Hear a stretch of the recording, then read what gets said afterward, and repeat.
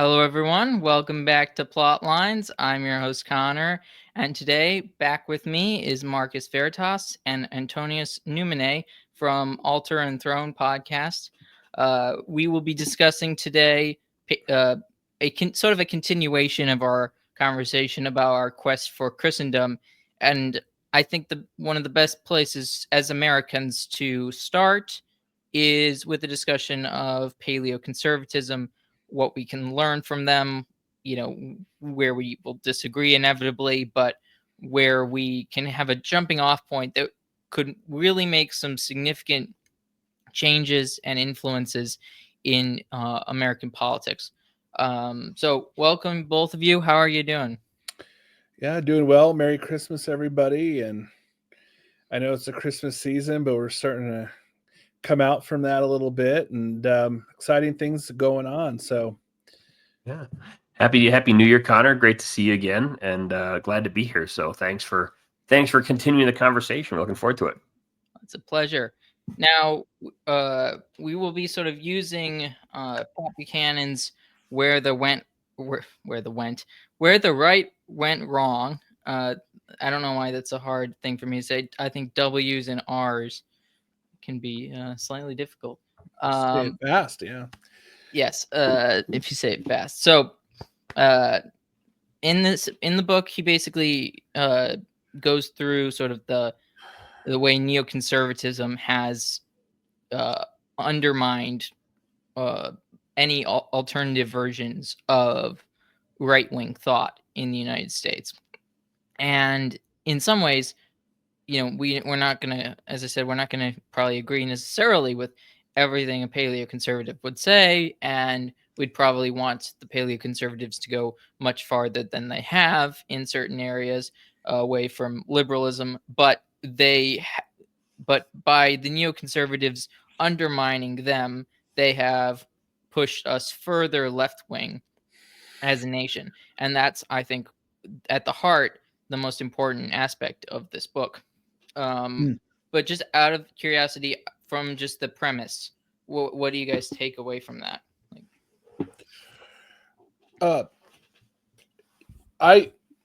I'm a big fan of Pat Buchanan. I mean, we talked about him, just before we went on the air here and started recording. I mean, he went back to Nixon, and I think he really has developed over time. I mean, as far as I know, his position, I haven't read all of his works, all of his books, but I've really admired what he's done. And looking back now over the last 20, 30 years of his career, I think he's really was spot on so many things. And Pat Buchanan he really was talking about the things years ago that now has become sort of the primary talking points of people who are this sort of on this right, non-neocon conservative right wing.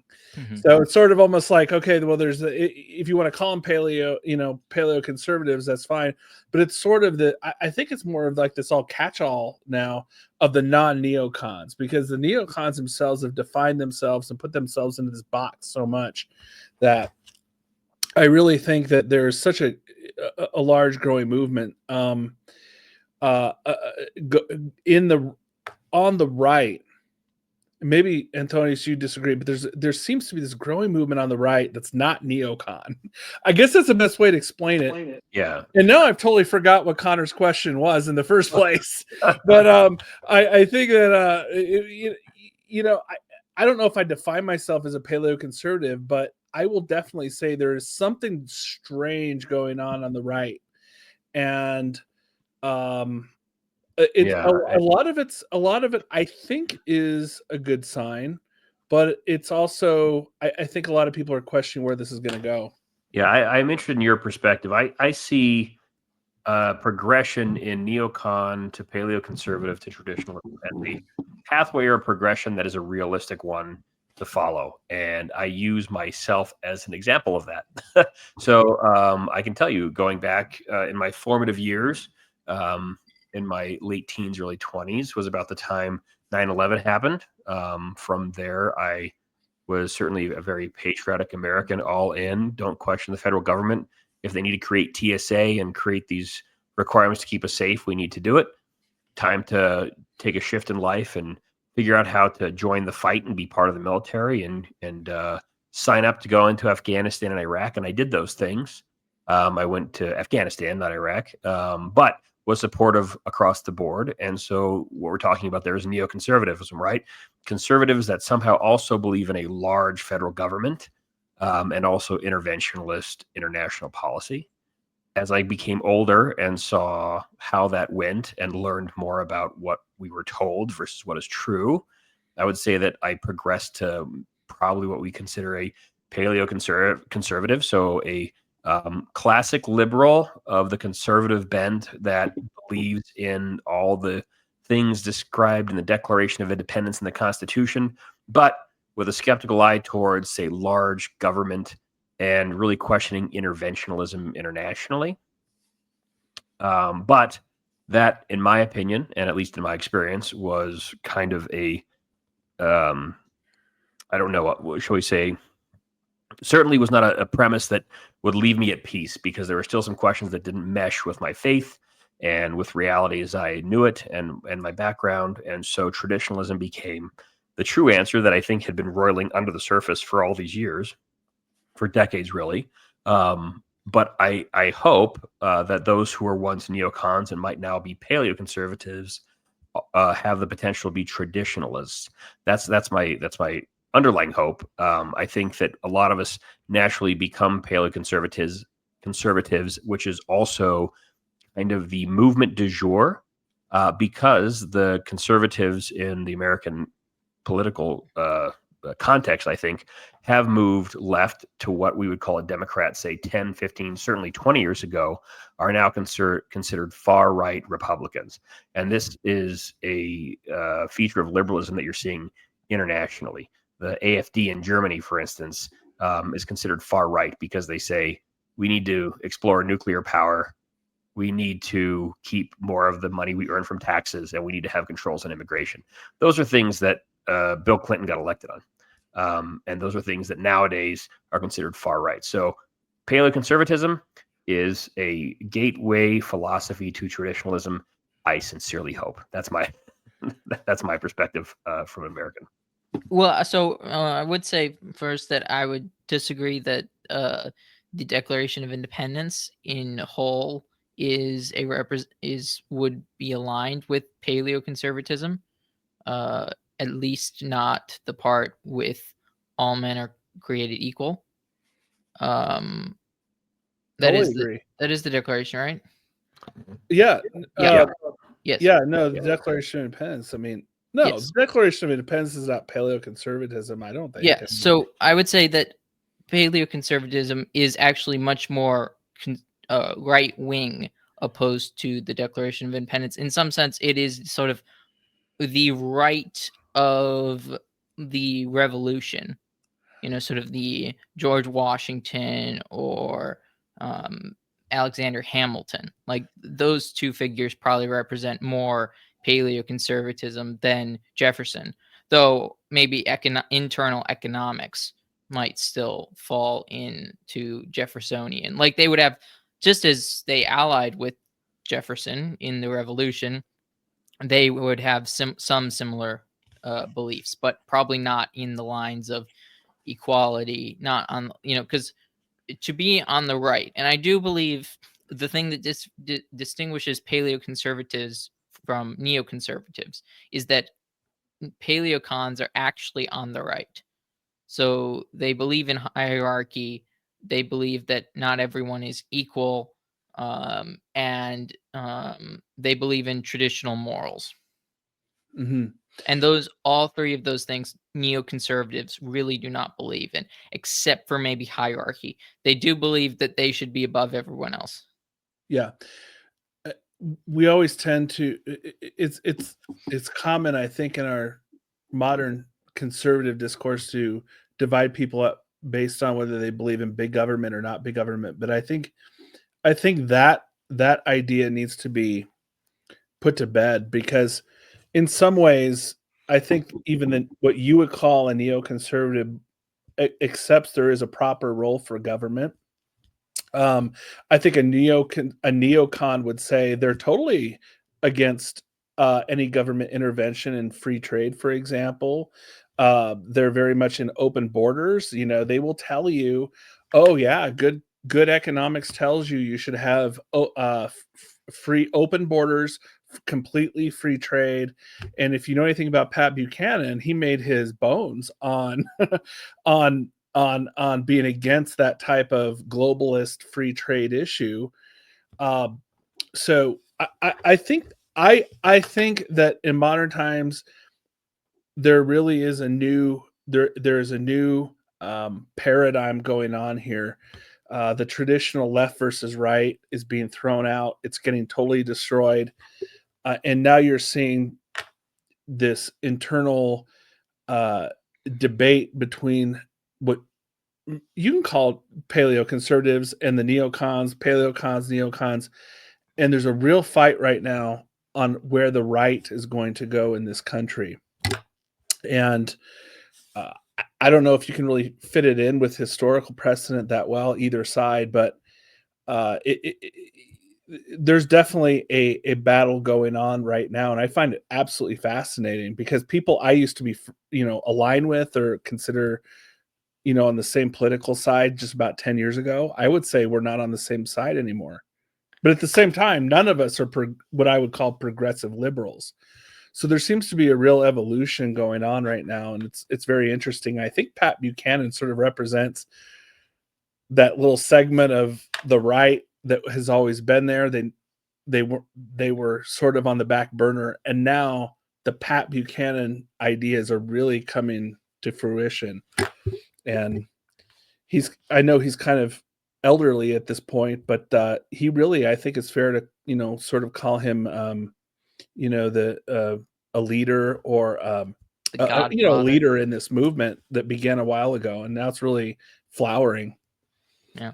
Well, I would disagree that the left and right distinctions blowing up. I think it's a reintroduction of the correct understanding of left and right, and not a uniparty creation. No, yeah, no, I'm not.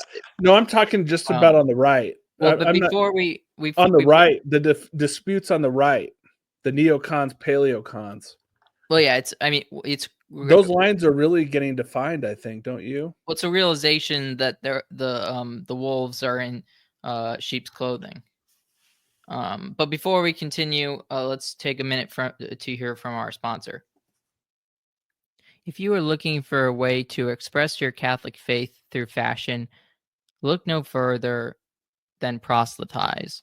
ProselyTies is a Catholic-owned tie company that sells beautiful and well-made ties. ProselyTies is offering Plotlines listeners 10% off if you use the code Plotlines. That's PLOTLINES,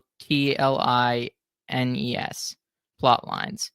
Use the link in the description to get your next tie. Now back to the show. All right. Tony, do you have anything you want to say based on Marcus and I were talking about? Yeah, I just want to tell me a little bit more about your thought that this isn't a manifestation of, say, like a uniparty. I would say that my perspective is that it ultimately currently exists as a uniparty, and I'll point to things like the seeming consensus around international policies, right, like Israel and Ukraine. You mean neoconservative? Wait, what do you mean? I'm saying that what I was saying was that what's happening, these fights between sort of so-called right wingers who are actually just neocons who are left wingers. It's becoming real. It's realizing that they are the wolves in sheep's clothing. Like, they are not on side. They are actually against all things right wing or traditional or actually conservative or something like that. Oh, I see.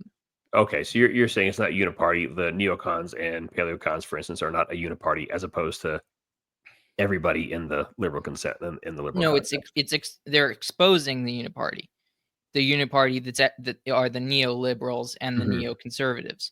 Okay, yeah, that makes a lot more sense. I apologize. Yeah, I would agree with that. I think that the contrast that is being, I think, laid bare in front of us is one that can be perceived because of more of a paleocon, say true conservative influence.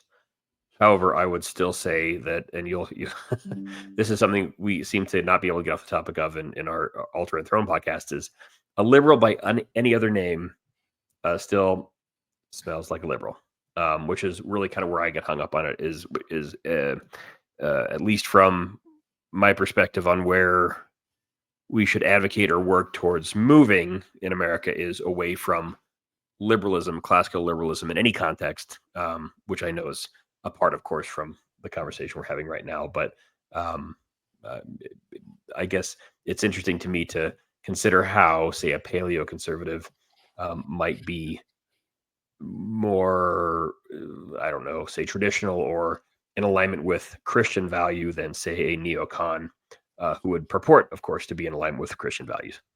Well, let's sort of go through some things that I'm going to quote from Pat Buchanan, and what he sort of. This is 2007, I think, in which this is published. So let's sort of break down what his what he wants to change, or what he sees as the problems that are crucial to be changed at that time.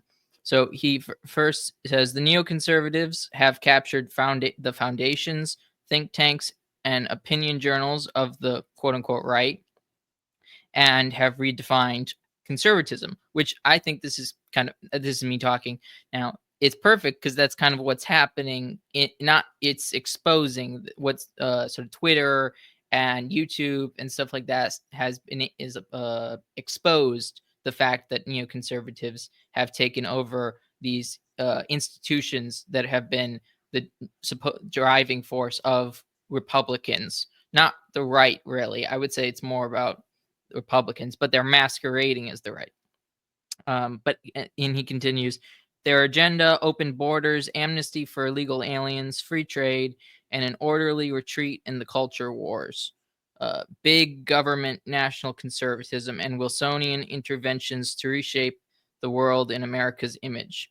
Was embraced by Republican leaders as the new conservative agenda. So that's sort of his first and foremost perspective. Now, I think what he means, and I think maybe this has been exposed more as we've seen it play out, is that it's not so much big government, which I think, I understand where he's coming from, especially, but it's more like international globalism government. So that's the big, in some sense, that's the biggest government, yes, but not in the sense of big government as in more government, just government that is pulled away more and more away from Americans' hands. Right. That was my point. My point was like saying big government versus little government is not a good dividing line for anything anymore. If you talk to a neocon, and I know a lot of them, if you talk to a neocon, they will say they're so small government. They're totally against big government. They're all about, free trade, and that's why they're totally for open borders. They're totally for importing Indians, for example, to work for, a lot for slave wages, because that's what the market calls for. They will tell you that. Which interesting enough, I don't know if you've or have heard this, but Vivek Ramaswamy sort of kind of outed himself with this, very much attack on Americans and the desire to bring in slave labor, which in a previous interview, while he was running in the primaries in the Republican Party, he called it slave labor. Yeah. He called H1 visas slave labor that basically ties people to companies. It's basically, instead of sort of plantation slavery, it's corporate slavery. And I mean that not in the way most like socialists will like use that. I'm talking about like literal slavery. Yeah, no, I've never trusted Vivek Ramaswamy, to be honest with you. Ann Coulter said she wouldn't vote for him because he's Indian, and the statement itself is provocative, of course, but in some sense it's like she knew this was coming. Yeah, and I mean, I know people from India. A couple. I like them, but I've never trusted Vivek Ramaswamy at all. He's a fantastic talker. He gives great speeches. He's Very Obama for the right, quote yeah, unquote. very good. Is articulate. I mean, very good on that stuff. But no, the ideas are not there, and yeah, that doesn't surprise me at all if he had said that and now has completely changed his mind on that. But Tony, but that's the neocon. I mean, that's what the neocon will tell you. They'll Mhm. say they will accuse us and you of being big government liberals because you want government to suppress everybody's liberty, especially when it comes to economics. That's what they will tell you. And so that's why I think the conversation has to get past this big and little government stuff. That was the discussion for 30 years after Reagan. Reagan made that. Reagan was always like, oh, there's big government, little government. It's like, yeah, there is government. Government's not going away. There's always going to be government. And so the question is what is the role of government? What is the purpose of government? That is, I think, where the discussion has to head. yeah. Yeah. Well, Tony, what do you make of sort of what I read by Buchanan? What was occurring to me, I was listening to you and thinking still through the concept of uniparty, and I wonder, is defining what we're talking about along liberal and conservative lines still relevant and still the way to do this in a way that's actually descriptive of the roles? And I ask that honestly, not rhetorically. I wonder that because I think we have, say, big scale interventionalist, large government, clearly on the left. We have it also in those that would still consider themselves conservatives, like the Liz Cheneys of the world, those that are acting like neocons, but wouldn't call themselves neocons, like the Hillary Clintons. And so, Well, she's a neoliberal. She's not a neocon. I refer to her as a neocon insofar as she's indiscernibly interventionalist in what comes to her approach and mentality versus say the Bush era folks. Well, that gives me that makes me think we should sort of at least get to know first before we continue who the neocons were, like where they came from. And for the first and foremost, they came out of being Trotskyites, former Trotskyites. They basically went from this international revolutionary ideology, but they hated the Soviet Union. So the thing that held the so-called right-wing coalition, which, as I've said, wasn't really right. It was a collection of paleoconservatives who were, an actual right wing of the American style, and left wing former Trotskyites, basically, or anti-communists. They didn't really have an ideology. Some of them didn't have an ideology outside of anti-communism, but they sort of went along with the most anti-communist group, which happened to be the Republican Party. And now that the Soviet Union collapsed in 1991, there is no Soviet Union. They needed enemies. They found that in Islam, basically in the Middle East, and they also have jumped on the bandwagon of the sexual revolution ever since. So that's basically who they are. So they have a lot in common with the left. That's why they're indistinguishable from Hillary Clinton, is because she's not really. The two of them would have only disagreed maybe on how much they should have been against the Soviet Union, or what they should have Actually done. fascinating. Yeah, that's really fascinating. Does that also have to do with the fact that they're so much in favor of the war in Ukraine? Oh Like yeah, because they still associate modern Russia with the old Soviet Union, right? yeah. Well, it's also it's not just that they associated it. They also need another big bad in order to continue sort of the the military industrial complex that they continuously fund and continuously get money from, because basically those are the people. The industrial complex, military industrial complex, basically funds the think tanks of the right wing. They are the biggest donors of the Heritage Foundation. Something like that. So that's where that's where they've always gotten the money. And then they've kicked out any naysayers on international affairs in order to basically purify their neoconservative hegemon in those think tanks. But now that think tanks aren't really the source of much, now you have sort of the Daily Wire, which is basically has had to take over sort of the think tank hegemon in the current stage.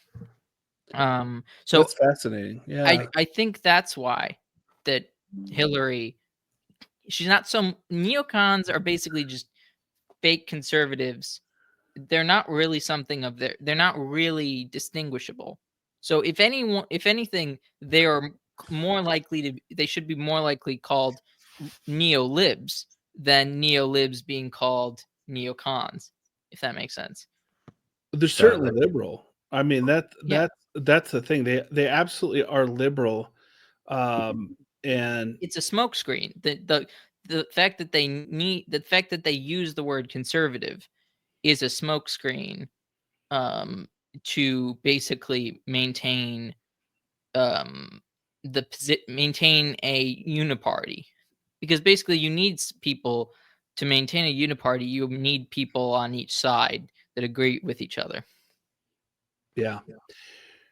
Well, go ahead. Yeah, Antonius. I'd say you raised the Daily Wire, and if you watch Daily Wire or have seen any of the things, like some of the hosts will very openly admit, like Michael Knowles comes to mind, he'll openly admit, he'll say, I am a classical liberal, while then espousing, seemingly conservative social views. But I think that the important thing for listeners to distinguish is if somebody's defining themselves as a classical liberal, and this is my editorialization, the key word in that is still liberal, as opposed to certainly traditionalist, but I would say even what we would call a paleoconservative, even though, as I understand it, a paleoconservative still falls under the umbrella of a classical liberal. But I look to you for any kind of like correction or adjustment on that, because I wonder that precise question is like, is a paleoconservative then therefore still a classical liberal, just of a more right stripe, or would you say they're outside of the classical liberal context?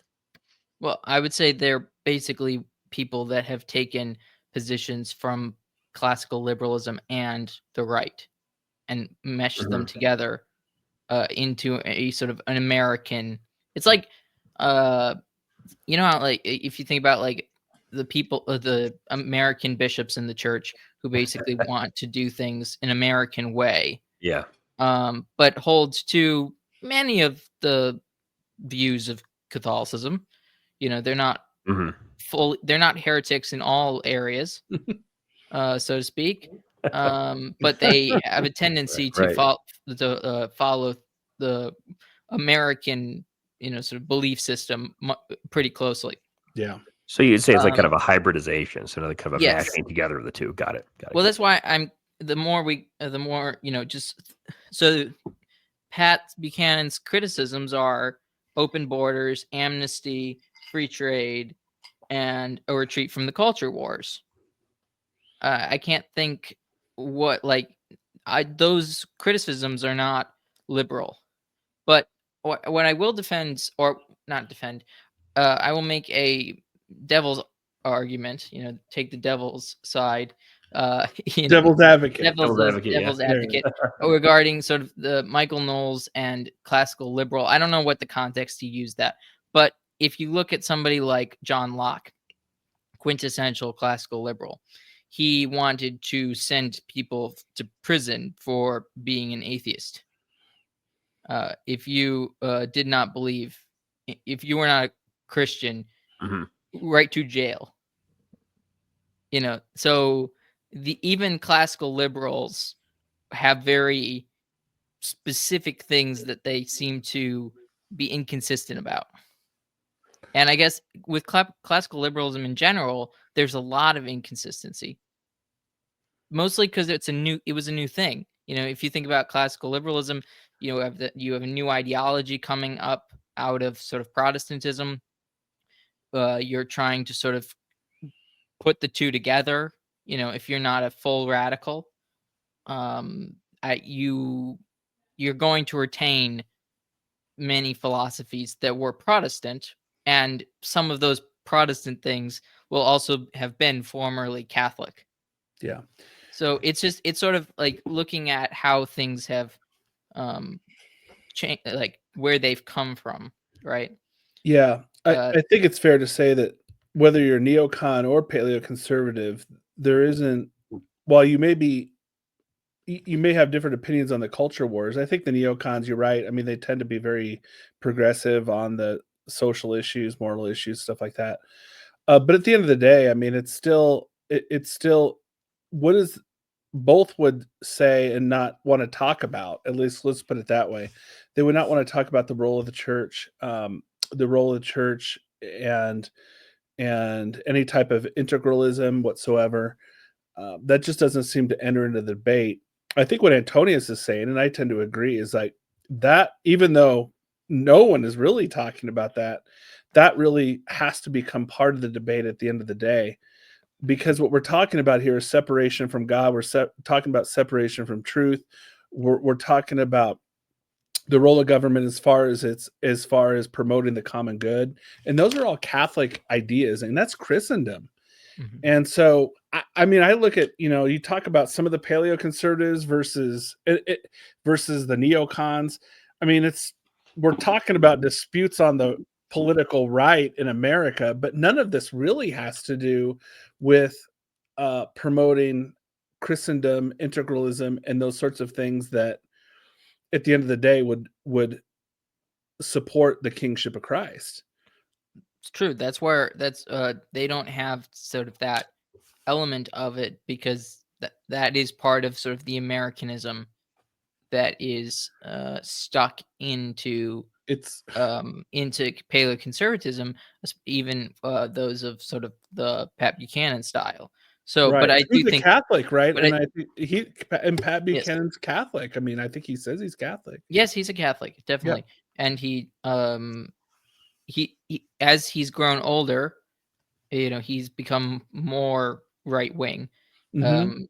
But and the things that you'll most hear of him, though, were from the early 2000s and the 90s and stuff like that.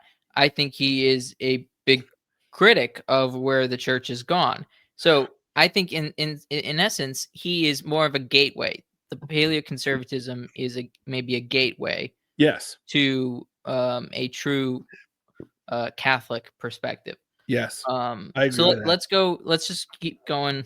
I would like to at least get through these these criticisms he has. Okay. Second, the character of corporate America, the exchequer of the GOP, has changed. Once Fortune 500 companies believed in economic nationalism and protecting the home market, these companies have now gone global in return for their continued support of the Republican Party, its foundations, PACs, and think tanks. They want not just tax breaks, but corporate welfare, open borders, and mass immigration to keep wages down. They want the right to import workers to take American jobs and lower wages, and the freedom to export jobs and factories abroad and bring their finished goods back free of charge into the American marketplace. I think the best way to say this is that this is not very liberal. Like, I mean, some of, like sort of his, obviously some of his like, I guess his opinions basically would be that uh, you want to have tariffs, and that would be the main funding of the government. Trump basically has gotten sort of, his whole McKinley thing, whenever if Trump brings up William McKinley as the last sort of tariff president and stuff like that, he's stealing straight out of the playbook of Pat Buchanan. I would say, and this is a big thing, is that Trump is basically Pat Buchanan without any of the conservative values. Yeah. In some ways. not fully everything Pat Buchanan, but he has basically stolen the sort of all other positions of Pat Buchanan. Yeah, I think so. A couple things with that. I'd say Pat Buchanan's statement there is spot on. Once you have corporations that are massive international, and not even just corporations, corporations, but also direct consultancies and contractors to the government, like McKinsey, for instance, huge international consultancy, hires people from all over the world, giant financial interest. And this applies to any, as Pat mentioned, Fortune 500 company. They're huge players in influencing American domestic policy and American international and foreign policy. But the thing people need to understand is the company doesn't care if it's based or founded in America or based and founded in Europe or Asia or anywhere else. The company's interest is now the company's interest. So these Fortune 500s, once they become large enough, become an international actor and are going to advocate across borders throughout the world for the interest of their company, of their corporation. And that is absolutely without respect to the positive influence and impact on the American way of life, the American worker, families, American society. And so, of course, open borders and cheap labor are going to be things that these companies advocate for, and should be no surprise to any of us that politicians of any stripe, effectively bought into the liberal order, that Uniparty, are going to march in alignment with that corporate interest. And this shows sort of how the Democratic Party has been bought off by companies and the wealthiest, right. because they have completely bought into globalization, not just in practicality, which most Republicans have too, and practical terms. Most Republicans buy into free trade and sort of this mass globalism, but also but at least Republicans have to sort of give nods these days to the opposite. While Democrats don't need to really pander at all. I mean, that's one of the probably biggest reasons that Donald Trump won the last election, is that Kamala Harris was basically a nothing. She basically gave no policies of any real kind, except for standing as a Joe Biden sort of stand-in replacement. Stand-in, yeah. She has no opinions or no beliefs outside of Biden, more or less. But yeah, but again, this is sort of, as I said, this is kind of a breakaway, and the Republican Party has basically been protectionist pretty much the entire time it's existed, except for I disagree with that. I mean, I'm sort of the elder statesman in this conversation here. I remember very clearly, if you go back to like the 1990s, early 2000s, Pat Buchanan was always there. Pat Buchanan was always in the background. I think he actually ran for president a couple times, and I can't remember what years they were, but I think it was in the 90s, and he ran in the primaries a lot and did not win. The Republican Party was always, and if you listen to Rush Limbaugh, and back then, the big corporations were always considered private enterprise. That was always capitalism. That was always private enterprise. That was always, the entities that were doing such good work for the nation and so forth, because they were a private enterprise. And so the whole idea is like these private companies need to be able to be free to go and get the labor they need and to sell their products wherever they need around the world, because tariffs and barriers to trade are not capitalism. And so if you just let capitalism flourish, everybody's going to be so much more successful, because self-interest produces wealth. That was the narrative back in the 90s. And the Republican Party very much was a part of that. Most Republicans back then, late 90s, early 2000s, that was the narrative. And the people like Pat Buchanan were there, but they were in the background. They're like, yeah, this is sort of old school Republicanism from like the 30s and 40s. But because we have all this enlightened economics, from you can list off the names. You know who I'm talking about. I can't think of their names right now. Milton But Freeman. yeah, Freeman. Right. Okay. Friedman. Perfect example, because they will tell you, and I'm an economics major. What they tell you is free trade. Everybody has absolute advantage, comparative advantage, and if you just get rid of all the barriers to trade, everybody's going to flourish. That's what they were talking about in the Republican Party in the 90s and early 2000s. And that's why I love to see what Pat Buchanan's doing now, because now people are like, wow, I think Pat might have been right the whole time. And the Democrat Party is falling in line with the corporations, and the corporations are like, yeah, we're all big globalists. That's where our investments are. And of course, they've decided, hey, we're going to pay the Democrats. They used to pay the Republicans, now they pay the Democrats. And sure enough, the Democrats come back and line up with the people who are paying them. But it's all a matter of who you pay in politics. And so the corporations have shifted, I think, a little bit towards the Democrats, although they were smart enough to figure out they need to have feet in both camps. And so they just keep paying both sides on that. Well, Marcus, you didn't really let me finish. I was going all the way back to Lincoln. I wasn't really. Oh, you were going back to Lincoln? I was talking. Okay. I was saying. I was saying yes. Recently, outside of Trump, it's been a free trade party, but from Lincoln to at least Coolidge and Hoover, I believe they were protectionists. And Eisenhower. It's only Nixon, somewhat Reagan, and the Bushes that were, which I would say that so most Republicans throughout the party's history have been protectionists. It's only a relatively recent phenomenon. So the sort of tradition of the Republican Party is actually protect our workers, which is interesting because Democrats have always, or have in the modern era, have always been given that sort of nod as being protectors of workers and jobs, which is such a bizarre thing. Since, as I said, this tradition goes, is a long tradition actually, as long as our country, because it goes all the way back to Alexander Hamilton's style of building our economy. His whole concept was tariff, build an independent economy, and then those tariffs will then pay for our government. And that has been the main place the government has sort of used money or taken money from to spend and support and defend this country.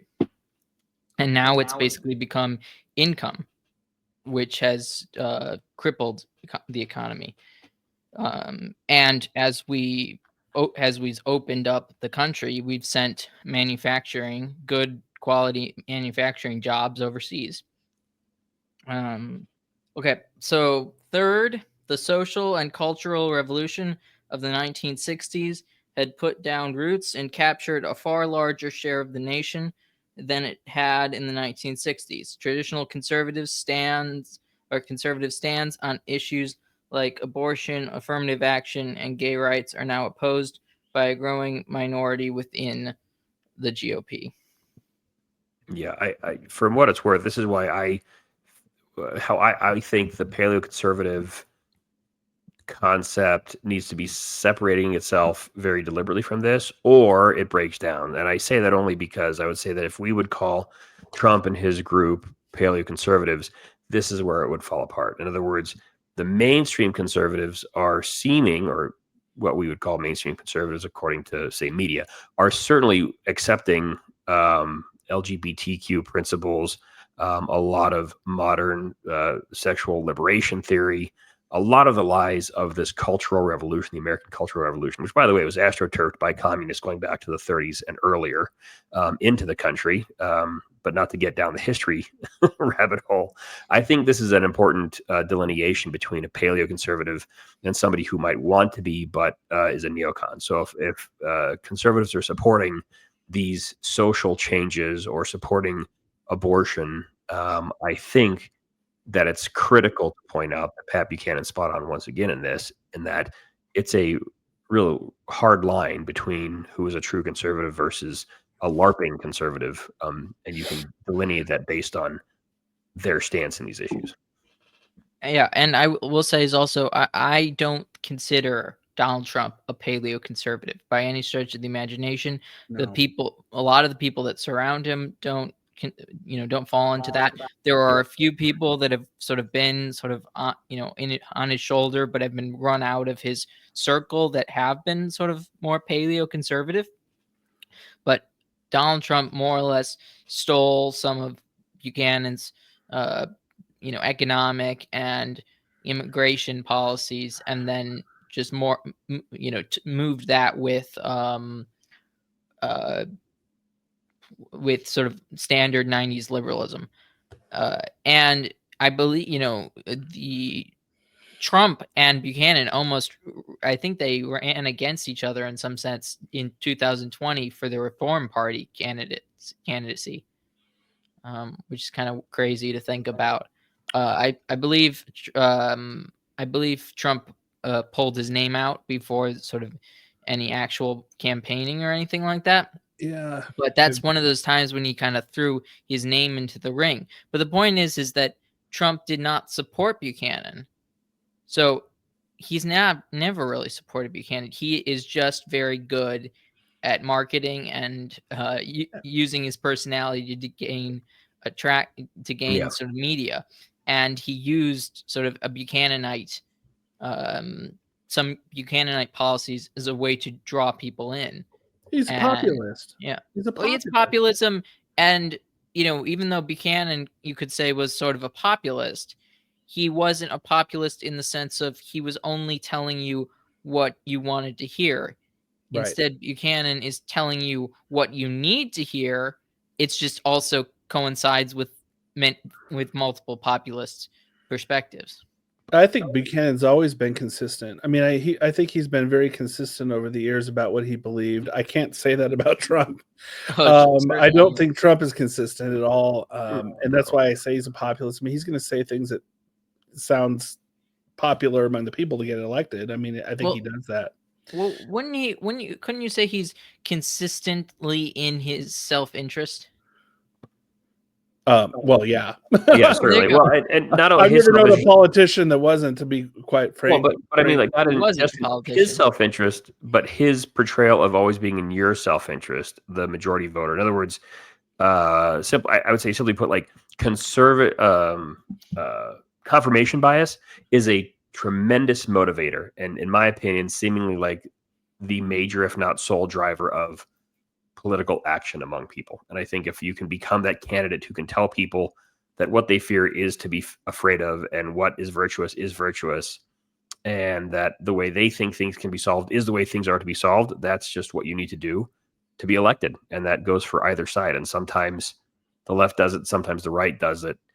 But in no way would I say that the Trump election is, as the media would have you believe, this rousing return or movement to the right in America. I think this is just a shifting to the left of what is considered conservatism in America. And as I said before, like, the things that the party stands for now were things that Bill Clinton would have gotten elected on in 1994. Well, but I do think it went to the right of George W. Bush. Actually, I do think Trump is to the right of George W. Bush. I agree. You're giving me hope. So that would make me happy. Say more. Not in the sense in some things. In some things.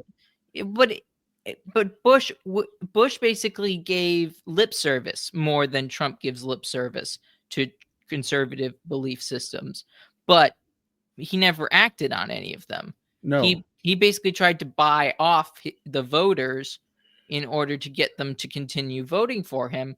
But the one thing Trump doesn't give as much lip service, but he makes more. He does more things for a traditional base or a right conservative base than Bush did. I mean, the sort of interventionalism, sort of the pulling away from wars. I mean, he did overturn Roe v. Wade with his picks. I mean, he did all those things, and Bush did not. I definitely think, I will say it's very fair to say that Trump was a much better president than George W. Bush. George W. Bush is horrible. Trump was a much better president than him, but I think Buchanan and that paleoconservative strain really, I do think they're pretty consistent on the moral issues, which is what your point number 3 was. Mhm. I don't think Trump has been consistent on that. Certainly not George W. Bush. I mean, But I'm saying Bush lied to you. Trump doesn't really lie. He just isn't as he's just clear to you, bit more or less, that those aren't the issues that he cares about. Bush never cared about them, but he told everyone that he total did. liar. Yeah, So total liar. Bush was a total liar. Let's just say this: Clinton, I believe, was harder on homosexuals than Bush was.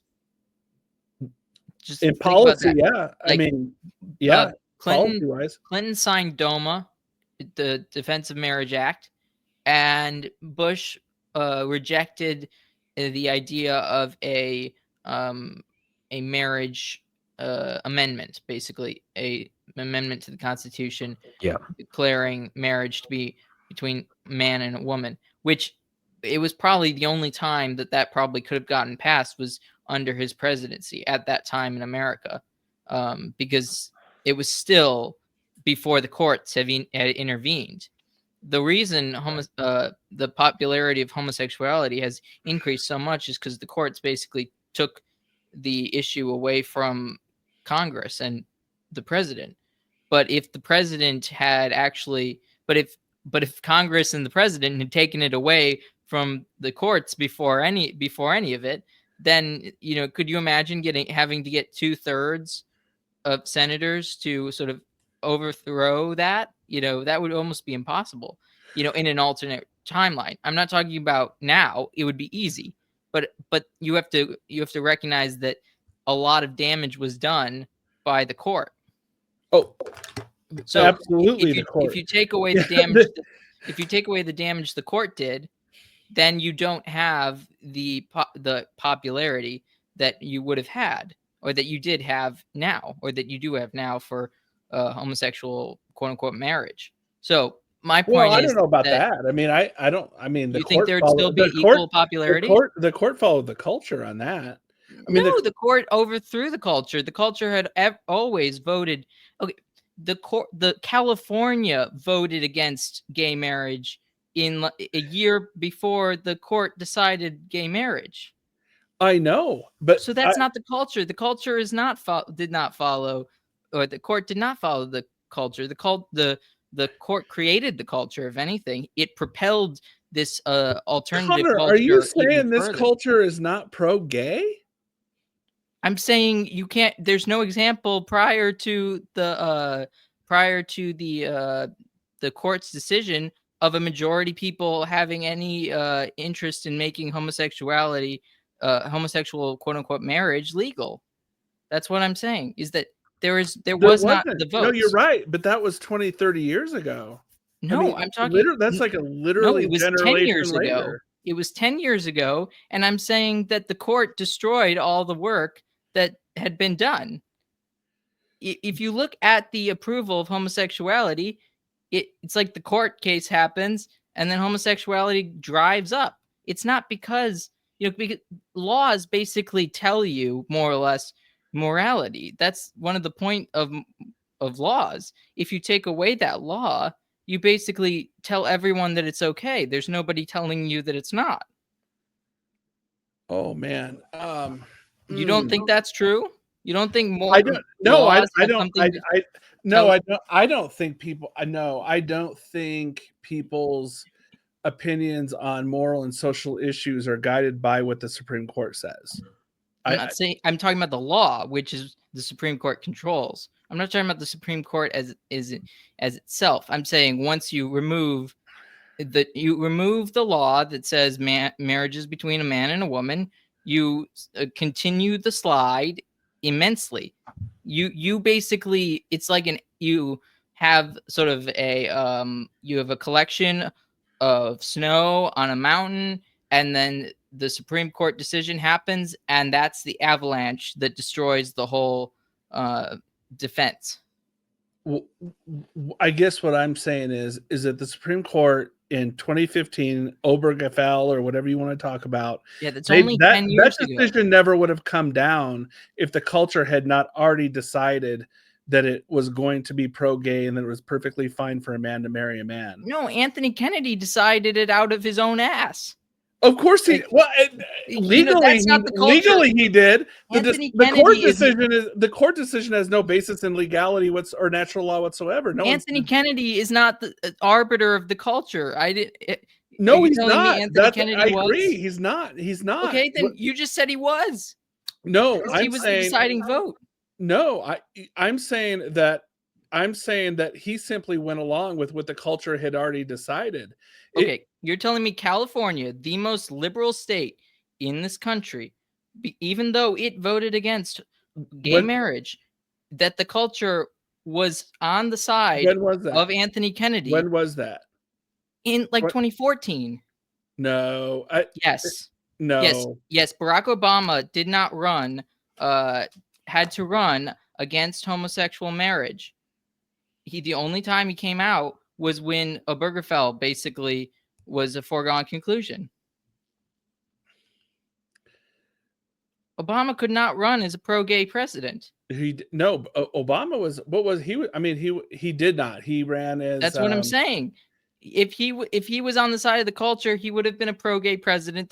He would have ran as a pro-gay president.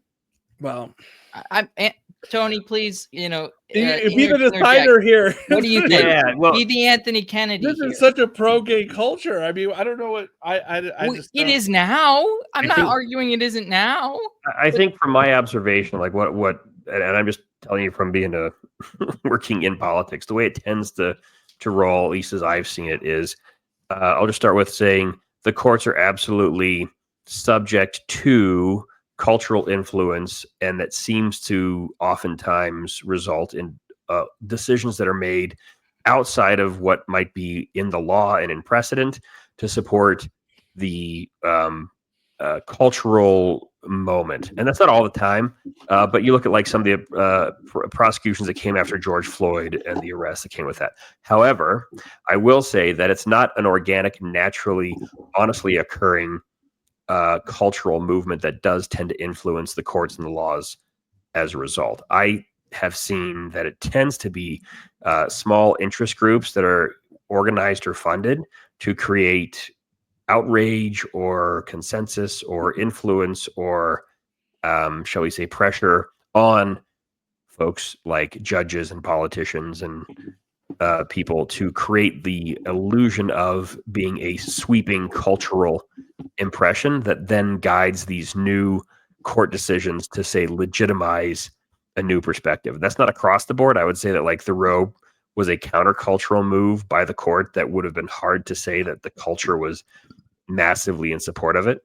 But I will say that it's been something that honestly has been rolling in my mind for a long time right now, is the interaction between politics and culture. In other words, do politicians set and define what the culture suddenly decides to make their activist cause, or is the other way around? And so I think in the case of the gay marriage context, I think that if you were to ask the silent majority, there would be no question that the silent majority would say like something between why should I care to obviously this doesn't make any sense, but it's irrelevant because the media narrative and the pressure that became what at the time seemed like the activist cause was enough to influence the debate.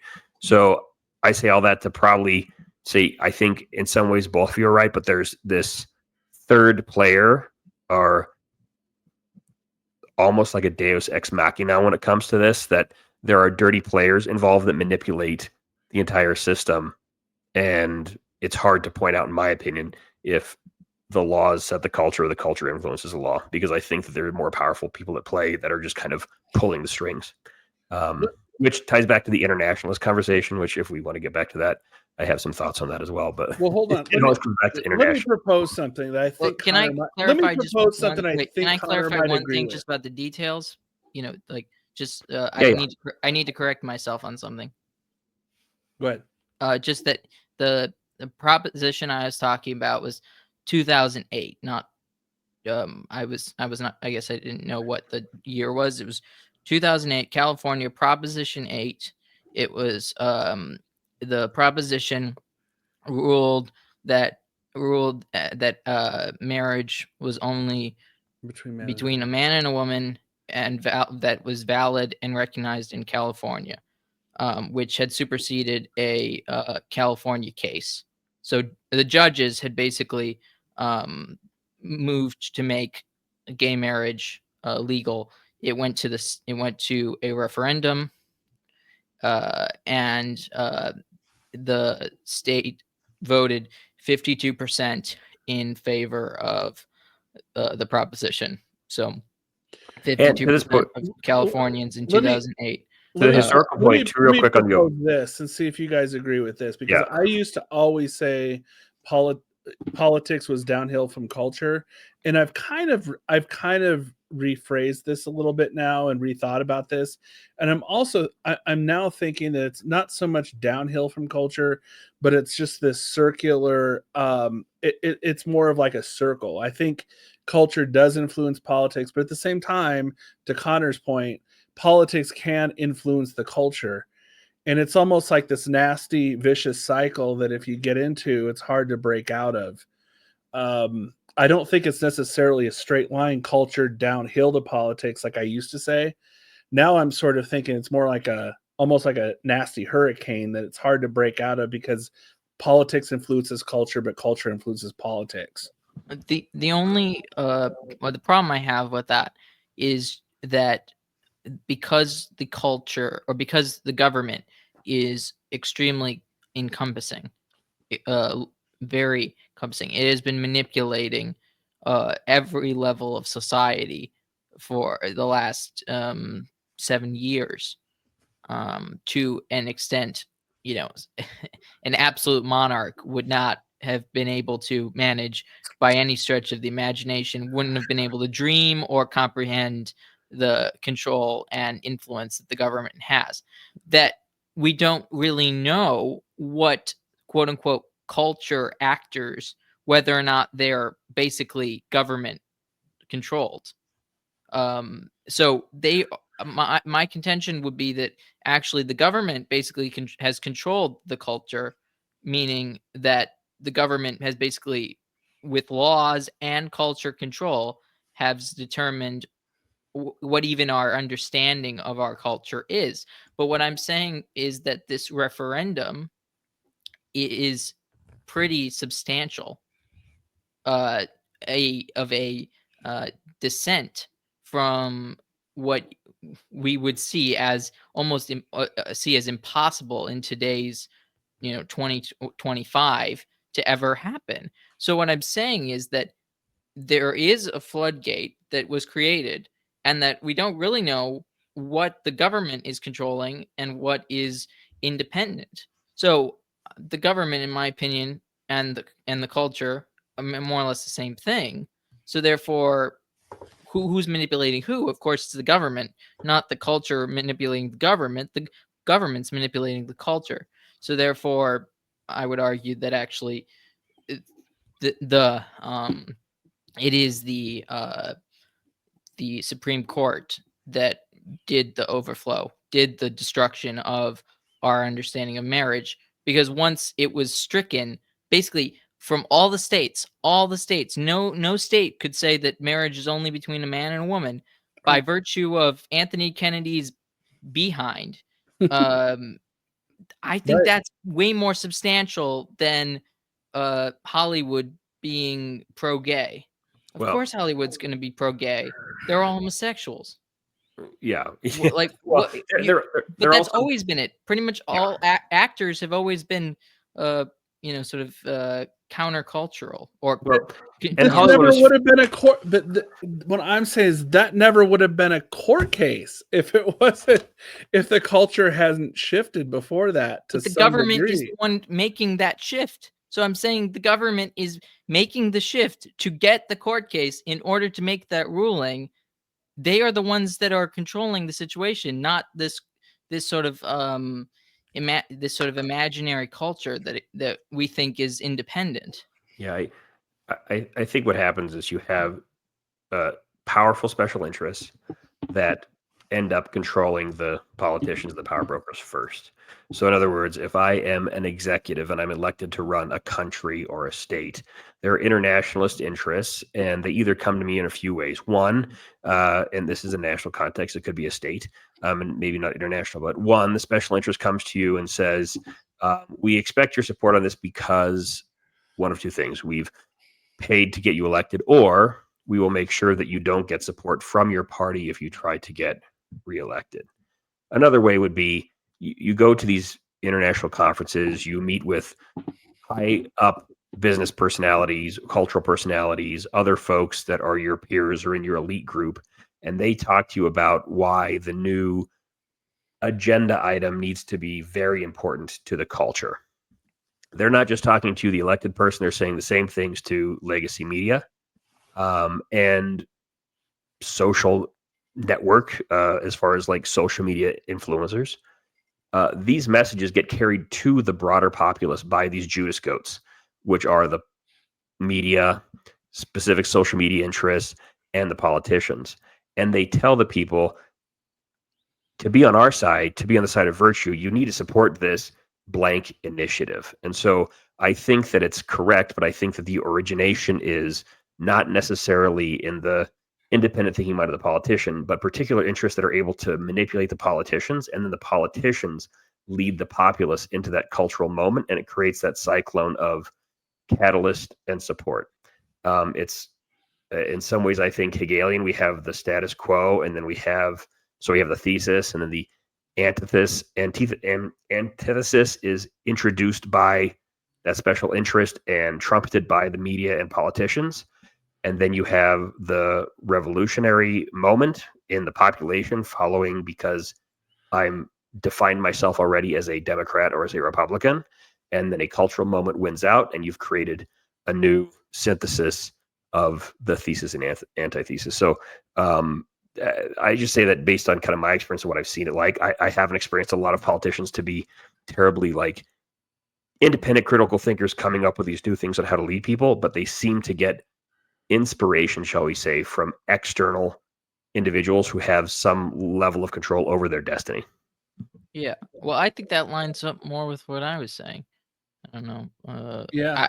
I think things are top down. It might be. It's not.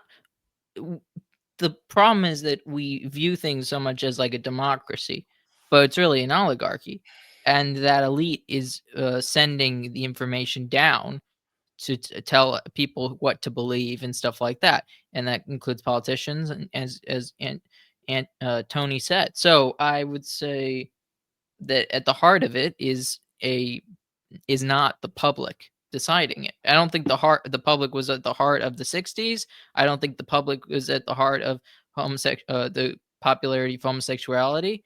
I would say that is a top-down entity, and I'm saying that I think the Supreme Court's decision has a larger impact than what your average person on the street thinks. I don't disagree with that. I think you're right. I mean, we talked about that in the last show, part one. The elite, the effect of the elite. Wasn't that on your show, not on my show? Oh, I thought. Oh, well, I can't remember. I was on your show to talk about the elite. Yeah. Well, maybe we need to talk about the elite more then. But I think you're right. I mean, I definitely think it's a product of the elite, and I guess all I'm saying is that the elite does the elite affect what the Supreme Court does? Yeah, probably. The elite affects the politicians, and the elite affects the culture. I mean, Hollywood, what the corporations are doing, all that DEI stuff, all that stuff came down from the elites above. So yeah, but of course, who are mainly a part of the elites? Politicians are a huge part of the elite structure. But so are corporate CEOs. Yeah, but they are. I'm saying they. I'm saying they're higher up. Whoever you want to. I don't know if I don't even have any names really, but I mean, it's like it's not just politicians. Is the culture is everyone. The culture is the majority of the culture is the 99% of us. Right. Right. So what I'm saying is that 1% and I'm not being in like the billionaire sense. I'm just saying the 1% or the 5% or whatever it is. There are different layers that they sort of hierarchy.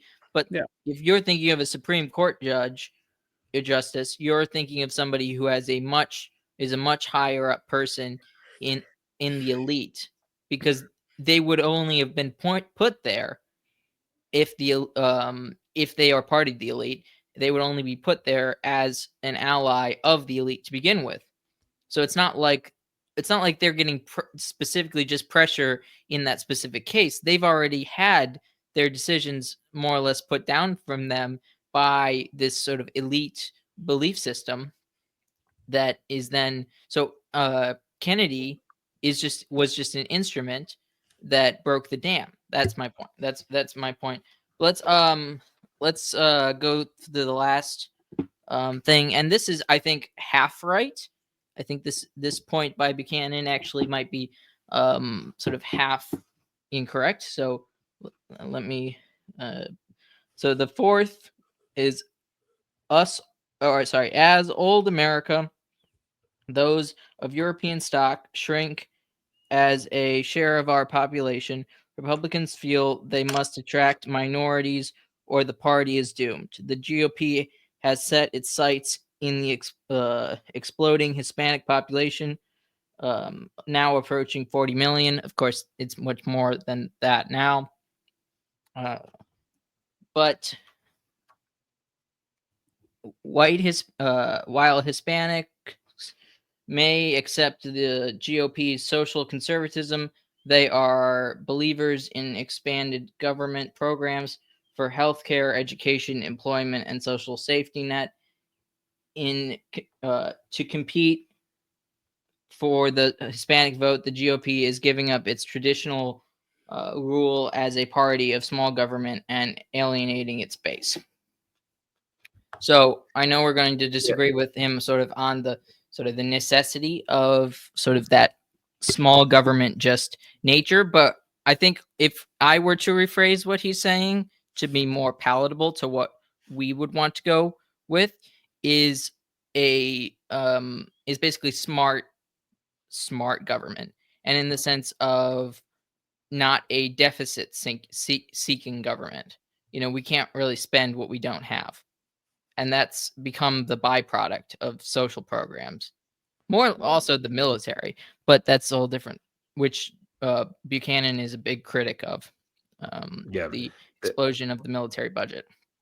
He's not wrong about that either, but you definitely raised a whole brainful or mouthful there with what you said. I'll start kind of back on where we last left off. And so I think the one thing to remember, which might be a bit of a counter to that last point about being top down, is that the reason politicians sing songs like Pied Pipers to the constituency is because if they do something the constituency doesn't support, then they can't get reelected and they lose their power. And so you need a large base and the numbers in order to get elected, which to this point it makes logical sense on the numbers why you would need to create inroads with your burgeoning populace and populations within that in order to gain any kind of relevance or maintain power within the country.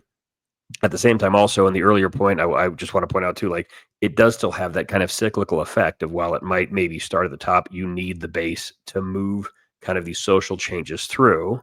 And what I hear in that concept that he's not framing, but I would want to point out is that multiculturalism is a surefire way to destroy, in my opinion, traditionalism or paleoconservatism as it applies to like the American context. Because once you do start including, for the sake of numbers to maintain power and authority, groups that do not believe in the same kind of cultural foundational values of what would be the underpinning of paleoconservatism in an American context, you're immediately going to fall into the trap of multiculturalism, which means all cultures, all beliefs, all perspectives are roughly equal and equally good. And once you move into that space, I think you lose any identity and therefore any virtues that come with your original identity. And so I don't know. I don't necessarily disagree with him terribly about the concept in principle about courting kind of like growing cultures within America, but I would say just based on the numbers and the way we talked about how things actually occur from like that kind of cycle of politicians to the populace to social change and legal change, there's no getting away from the numbers game. And if you have a culture or a population that's outgrowing the national American like natives, you either have to court them and then modify your beliefs or effectively relegate yourself to the dustbin of history. Well, that is under the specific assumption that democracy will continue in America, which Pat Buchanan puts forward a argument that in the future, if the leaders are continually basically throwing away our economic and the security of the dollar, the worth of the dollar, continually going down deficits and destroying our economy, that when that happens, uh, republics or democracies collapse into dictatorship. And at that point, it doesn't matter whether or not somebody has a the necessary 51% or something like that constituency. All they need is the power, and then they don't need any of that. Now, when it comes to sort of multiculturalism, now the only sort of successful version of something like that, it's not exactly the same thing as multiculturalism, but and I don't know what the exact term would be, is something like Austria-Hungary. Whereas basically you have sort of where you rule by custom for the most part in different lands, and that people are more or less, they self-segregate to to the different culture. So, say in 100 years, California is a Hispanic state. Like it's a Mexican state or something like a Mexican American state, or it's become whatever that would be. And then maybe, there would be sort of an African American state of some kind. These groups wouldn't be necessarily fighting each other because they would be living in the state that they would then rule themselves, and then there would just be like a unifying government at the federal level that would sort of uh, keep the peace, so to speak. Now, it obviously Austria-Hungary collapsed, though it was, I mean, in Europe, people of variety of backgrounds had lived around each other, sort of self-segregated off from each other for a thousand years. There is a successful way of doing it, and his fear in this book is more so more concerned about creating a sort of identitarian movements that would destroy the country. Mm. And even like white identitarian movements, and then that would create sort of sort of an opposite reaction of like sort of Hispanic identitarian movements, like that type of thing. So it's it's really hard to see where, like, whether we could even put together some sort of a multicultural country, not multicultural society, if you know what I mean. A sort of something like a European example, but that's not what we have now. Instead, we just have mass immigration that basically destroys the unified culture that we once had. Yeah, well, that mass immigration in combination with identity politics, we can see the perfect storm of disintegration that Well, but presents, right? even if you don't have identity politics, you still have a mass influx that changes uh, the culture of the place that previously existed. Mm-hmm. Absolutely, We and don't. by design, I would say. Yes, I would add, exactly. yeah. So, but what I'm saying is, if it was actually, if it wasn't meant to destroy, if it had been meant, oh, we're gonna have a Mexican state or something like that, not that that's really feasible either. That's what I'm trying to say. Is I'm not saying that it is feasible, but if it were to be feasible, that would be the option, not in the sense of not in the sense of a state that is multicultural, but one state that is uniculture, and then it's overseen obviously by this state or this this federal government that would look kindly on all the states, because they're all supposed to be sort of this, in our history, they're supposed to be different, but the Civil War put an end to any possible differences amongst the states. Well, although it'd be like a microcosm of like the exact problem we're experiencing right now, in my view. In other words, like we kind of already have like a mini like or a macro like say like Latin Mexican state. It's called Mexico, and it's failed and run by cartels, and they're all flooding into the more successful state of America. So I would imagine that like the state of California would be what it is already today, a state of refugees flooding into states and degrading economic future quality and political discourse in the other states, the Colorados and Tennessees of the world, calls California Mexifornia, or Mex-America or something like that.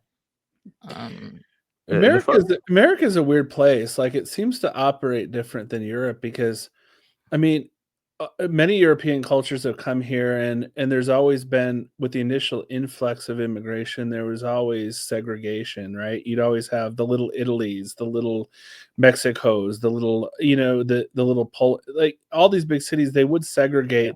People would congregate together, and that over time, the generations, they end up, and this is true for the Italians, because my family is from Southern Italy, and I can tell you this very clearly.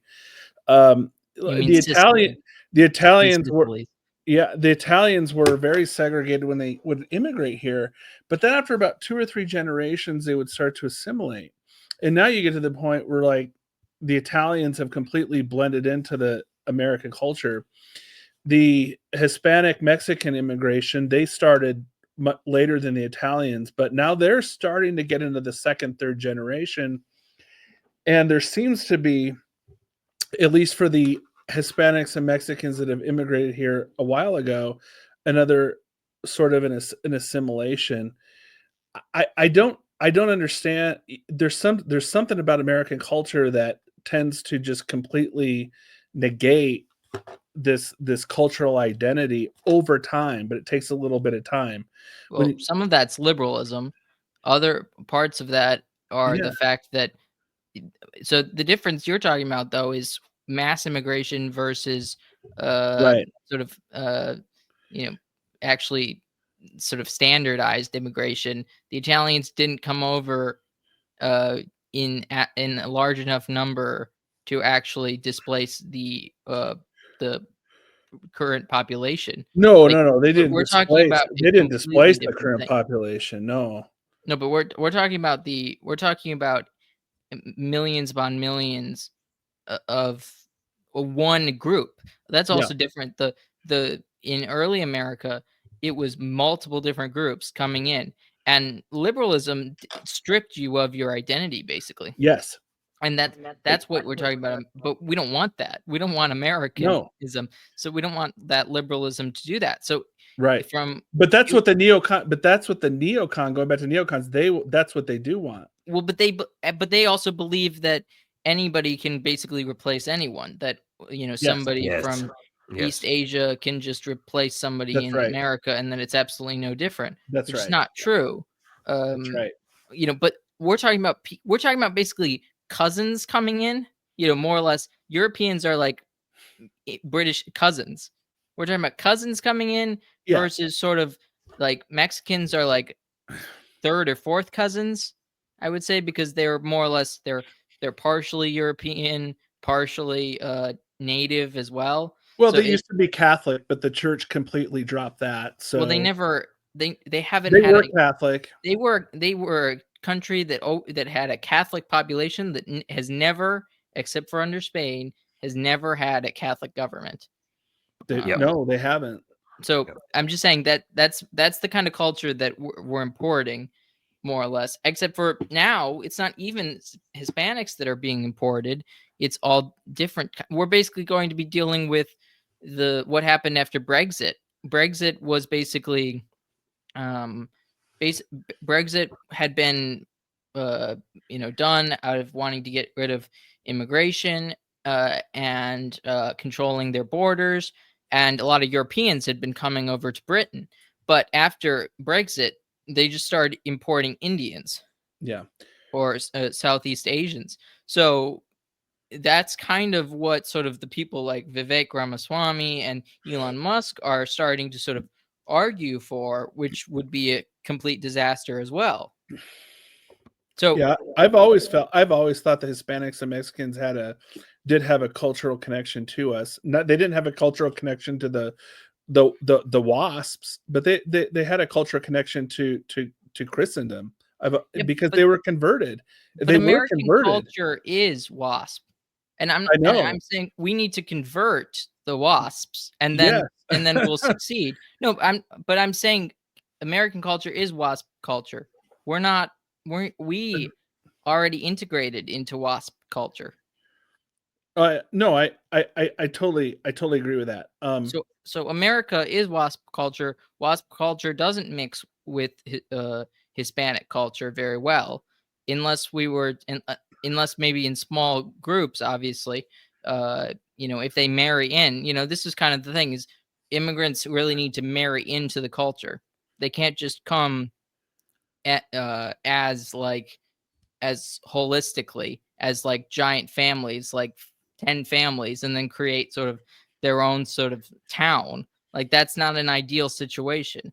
If they want to sort of come in for legitimate reasons, like they've fallen in love and they want to marry somebody in the United States, that's a perfectly reasonable reason to welcome them in.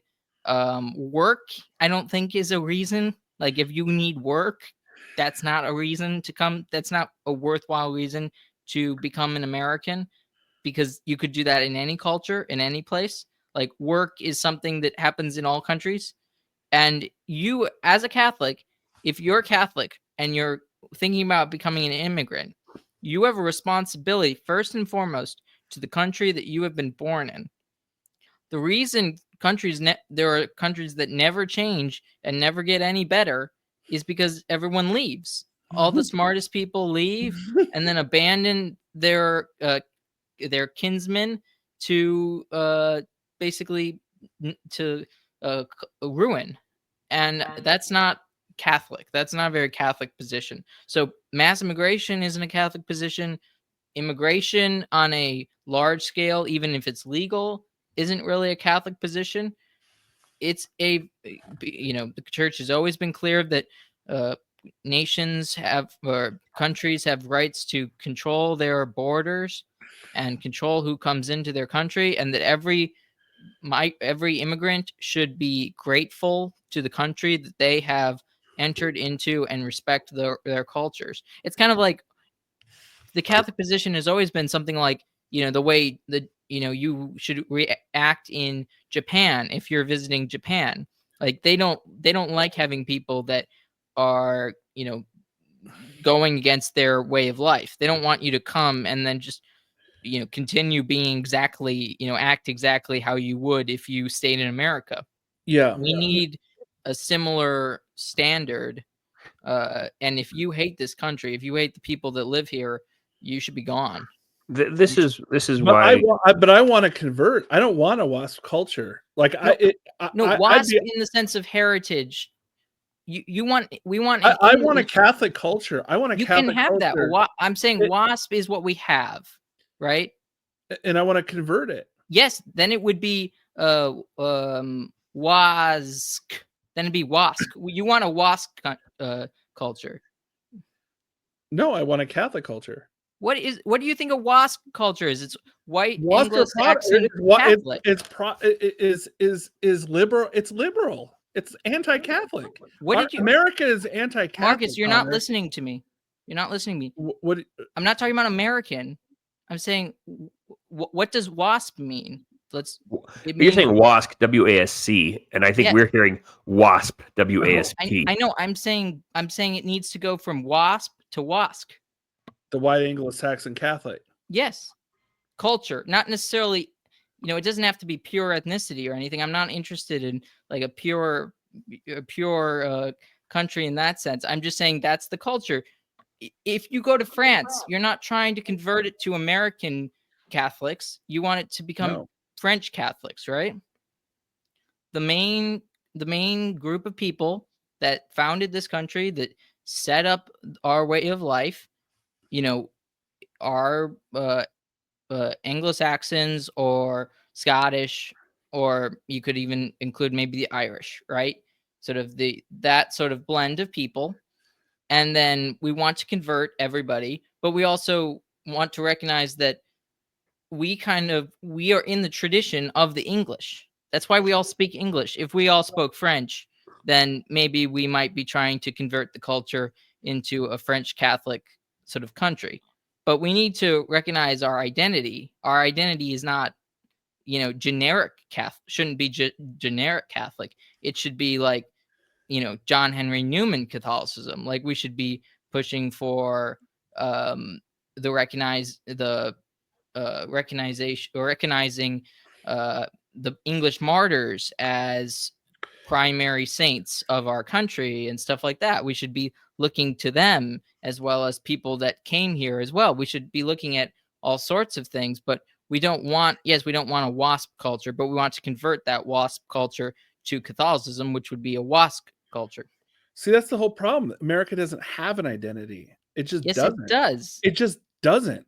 No, America, that's liberalism America that's the problem with America is, I mean, you're accepting a liberal principle. It doesn't have an identity. It has no connection to Christendom whatsoever. It has people that were a part of Christendom that live here now and then reproduce, and has ancestors that used to be part of Christendom. But America, it doesn't have that. I guess that's what I'm trying to say. You are accepting a liberal proposition. No, I'm not. Yes, the liberal proposition is that you are accepting liberal proposition. How am I there's nothing liberal about saying that America was found. The entire I didn't say it wasn't of America is liberal, Connor. But that doesn't change the fact that Americans have a strong connection to Britain. Who founded America? It wasn't the French. America has this. Yes, it was. No, it wasn't the French. The French did not found America. Well, the entire Midwest where you're living was French. Not really. I mean, there were a few like forts. All England did was set up a few forts on the eastern coast and took over people and killed Indians. I mean, I don't know. This was always, the United States was always meant to be a Catholic country. This was the Blessed Mother, Our Lady of Guadalupe. This was consecrated to our Blessed Mother. This was supposed to be a Catholic country. How are you? I mean, Protestants invaded and took over. I'm saying this is all liberalism. This country is liberal.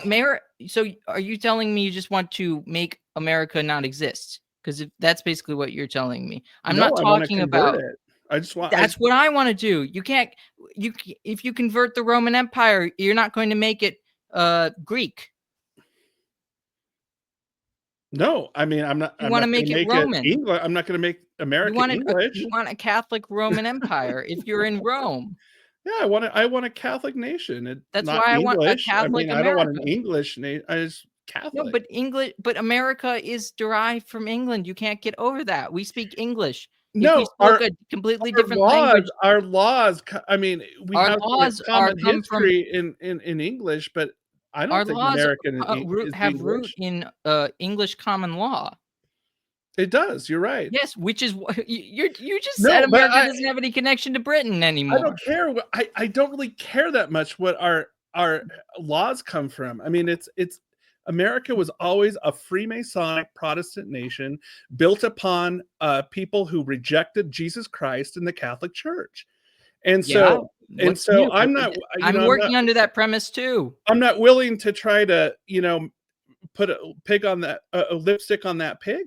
That's all I'm saying is like, I don't even believe in republicanism. I mean, I want a monarchy. I think we've talked about that too. I mean, so, and that's not part of our English heritage. I mean, okay, then you're making a greater argument on why we should use our English heritage. No, I'm not. Yes, you are. Our English heritage does not support a republic. Therefore, that makes it even a greater argument for why we shouldn't be a republic. You're making it easier for me to defend my position. Everything you say. No, I'm not, because let's convert England hasn't been Yes, Catholic since 1500. I mean, you're just skipping okay. over So 200 to 300 if you, years so of what are you reality. saying? If you were That's in England reality. right Is now, England is not Catholic. what kind of England culture would you is want not England to be? Catholic. What's that? What kind of culture would you want England to be right now? Would you want it to Catholic. become French? Catholic.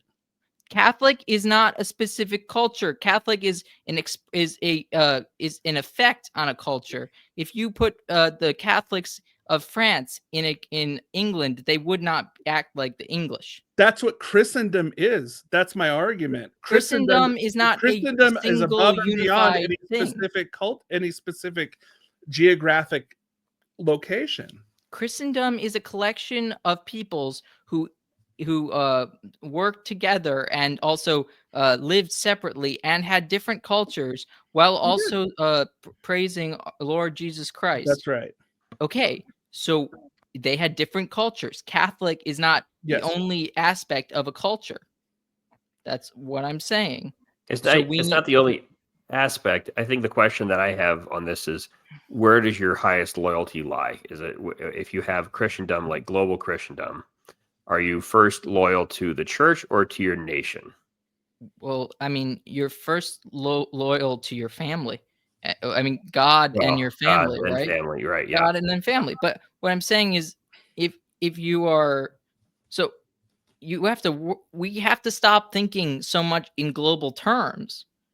Unless there's some big, apocalyptic war between Catholics and Muslims, there's no real there's not going to be a big, problem deciding between our Catholic faith and our culture. You want to make that culture, basically make it so that culture has a unified leaning in when it comes to Catholicism on the international stage.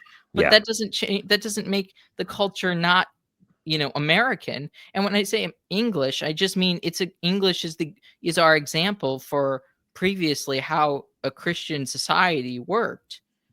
And because America, it derives from England, we still have the remnants. We're not going to just pick up and use the Napoleonic Code or something like that. We need to be based on our traditions, take those traditions that are good, purify those that are bad, and that is the culture that we will have, which means we will have a mostly Anglo-Saxon culture with Catholicism. I think on the international conversation, this is precisely where I have to put in my plug for being an anti-communist. And so I'll say, communism being an international movement, in so many ways is manifest in what we're dealing with in American society today, in particular as it relates to the immigration issues. In other words, the folks that are coming to America will broadly be adherent to, or at least operating under, an assumption or at least a philosophy of there should be no international borders. The people have a right to come here, and the country shouldn't have the sovereignty because we're an international community. That's the internationalism reminiscent of communism. And then simultaneously, when those folks arrive and don't have it as well as others, it's not because this is the land of opportunity. They have to work and make their way in the way previous peoples have had that mentality coming to the country. But instead it is, I am poorly off because you are well off. And as a result, it's violence or a crime against me. And therefore, the government has the right to take from you and should give to me because it's not equal. This expectation of constant equality and equality of outcome. And so, cultural conversation aside, from my perspective, I think it's important to think of the struggle for traditionalism, and in particular Catholicism and Christendom, in international context, because I think that the fundamental underpinning of those forces that are working to undermine tradition, and in particular the value of the family as the building block of culture, are internationalist in their very approach and attack and concept. And so if we don't at least meet them philosophically in the same kind of approach, then we don't stand much of a hope of success. We don't try to establish a Catholic cultural context internationally. And I could go on for more and more, but I point to things like, say, going to a Latin mass, where it doesn't matter if you have Americans, Spaniards, Filipinos, And Nigerians, if they go to Latin Mass, they're all going to say the same Our Father in Latin, and they're going to understand the Mass the same way. And that way is how I think of a international Catholic culture centered around kind of liturgical practice of Christendom. Of course, we're going to have nationalistic cultures, but superseding the importance for those, in my opinion, should be a transcendent Catholic cultural perspective of the world. I agree with you on the international level. I don't want a nationalistic culture. I want a patriotic culture, not a nationalistic culture, because nationalism would lead to wars. I don't want I don't want conflict, which between Catholic cultures, and I do believe nationalism is a key part that drives Catholic cultures away from each other. My point, Marcus, to you was that you're accepting what liberals have always tried to convince Americans, that their form of government, their constitution, is one and the same with who they are culturally, with who they will always be. But I'm saying, from a traditional perspective, you need to separate them from the people.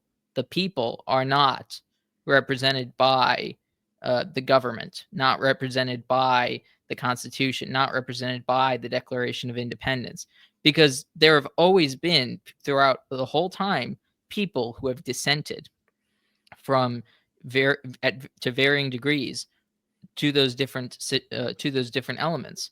So that is the elements that are the culture that needs to be revived. Sort of the antithesis. We need a culture that is antithetical to liberalism. And yes, I get what you mean by the fact that Britain or England hasn't been Catholic since Henry VIII, but that doesn't change the fact that there have been Catholics within the culture of England ever since. Like, it doesn't, just because Henry VIII broke the ties doesn't mean we throw away the English culture that we were we were immersed in. Like, we are all talking like the English did before the 1800s. So I don't know. I agree with you. No, I agree with you. The government, the system, the Constitution, that is not the same as the people. I'm following you on that. I agree. So the culture the culture is maybe the only part we might disagree on, because I felt that the American culture has not been a Catholic one. Well, that's what that's what conversion does. Correct. But you'd still consider, so like when the Germanics were converted to Catholicism, you would still say they had a Germanic culture. Like, it was a Catholic Germanic culture. They may drink good beer. Yeah, that's what I'm saying. Like, yeah, there's certainly going to have to change in a culture if it were to be considered a Catholic culture, I guess. You made knights. Like, that's where knights come from. Like, the chivalric code is a meshing of Catholicism and the Germanic cultures. So you still are retaining that Catholic culture, and that's very different, that Germanic culture, and that's very different from the Roman culture that converted the Germanics. That's kind of what I'm trying to say, is that we still will, if we convert our nation, we will retain the culture identity, the culture sort of in the best sense of the word. I think the problem is, maybe it's just because we are so, pushed to see our whole culture as evil because of all the evil things that seem to come out of it. But if you divorce that from liberalism, you don't have those elements anymore. And I guess that's what I'm trying to say, is that you already purify it, so then you have it. And I think that if you say, okay, we're not going to be an English or Anglo-Saxon or British or whatever, just, and I mean that in the sense of where our origins lie. We'd obviously be American. We wouldn't suddenly become British, like now British, but that's our ancestry. That's where our culture comes from. But we would be an American Catholic, but we wouldn't be like this multicultural thing. That's kind of what I'm trying to say, is we wouldn't be able to be, or like if we want to actually convert America, we'd be converting Anglo-Saxons, the WASPs, into WASCs, and then we'd actually have a pure Catholic culture. And that the danger of not seeing it as that then brings the opportunity for internationalists to be able to say, oh, we can bring anyone here, because if you say it's not English, it's not Anglo-Saxon, we're not going to be speaking English, you're going to end up saying, oh, Indians are, all Indians are welcome just as long as we convert them. But that will destroy sort of cultural continuity. Mm. And that's No, what I I'm see it. arguing for. I understand it. I'd love to have a show just talk about what American culture is, like what American culture looks like without that. I almost think we won't without know those. until we do it. But Well, I mean, we could imagine certain things that would go away in a Catholic American culture versus what prevails now, because I think that you couldn't keep American culture as it is today and also call it a Catholic nation. So, right, like, yeah. Go ahead. You could see, I guess, in some of sort of the British customs, and I do think there are some French and some Spanish elements of America, sort of in, in Florida, California, sort of some, French effects as well that should be maintained. So it wouldn't be like, that's why it wouldn't be strictly Anglo-Saxon, but Anglo-Saxon is definitely the most common culture that has dominated throughout all of the United States. We all more or less, even African Americans or Black Americans, all are basically culturally like a low, or like many of like sort of Black culture, I guess, is basically low class English culture, like sort of the Hicks in Britain. The culture came to the South in America, and then also went to the Blacks in America, and that's basically how we got sort of redneck culture and redneck Black culture as well, which is basically what most people see as sort of like Black culture today, which is just a translation of low class English culture to different peoples. And that's what people like Thomas Sowell he has basically researched all the way back to where the culture of sort of the sort of quote unquote Black culture comes from.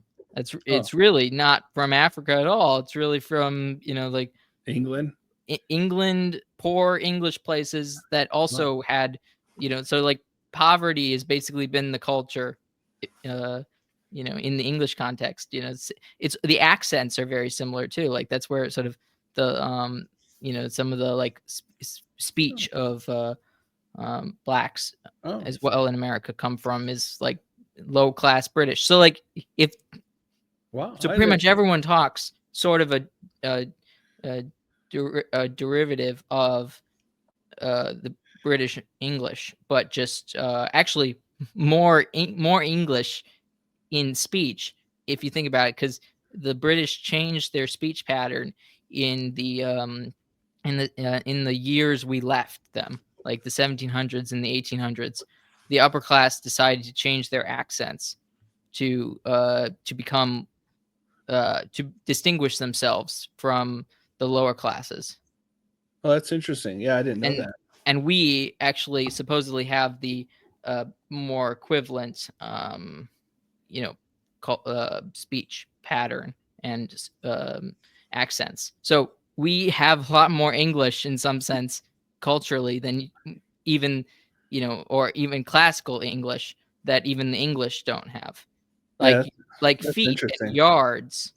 Yeah. Like that's all. And soccer. Soccer. The name soccer was actually a British creation that we took on, and then they switched to football to become more European. The British have become more European, and we've become sort of more English in that way. Not obviously in the manners sense and stuff like that. There's a lot of differences, but you know what I mean.